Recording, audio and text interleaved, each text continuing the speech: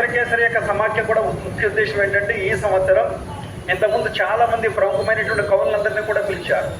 ఈ సంవత్సరం ఏంటంటే యువ కవులని ప్రోత్సహించాలి, కవిత్వం యువతరానికి అందించాలి, యువకులు కూడా కవిత్వాన్ని రాయడం నేర్చుకోవాలనే సంకల్పంతో విద్యార్థుల్ని కవులుగా చేశారు. ఇక్కడ గోదావరి నీళ్లు తాగితే చాలు, గోదావరి ధరికి వస్తే చాలు, ఆటోమేటిక్గా కవిత్వం వస్తుంది.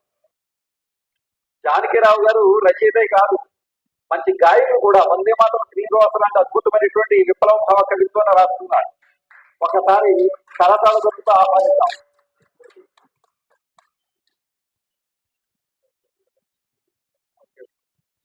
దాంతో పాటుగా సమాజాన్ని బాగా పూర్తిగా అధ్యయనం చేసినటువంటి వారు కాబట్టి ఇది నిజంగా లోకహితమైన సాహిత్యాన్ని అందిస్తున్నారు.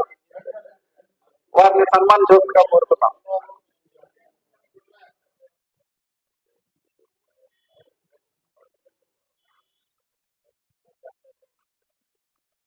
మహిళలు కాస్త చేయూతనివ్వాల్సిందిగా కోరుతున్నాం.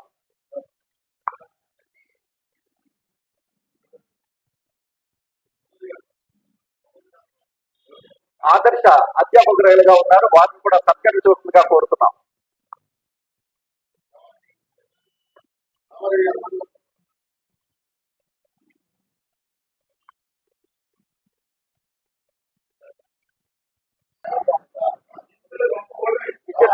ఈ చిత్రం ఏంటంటే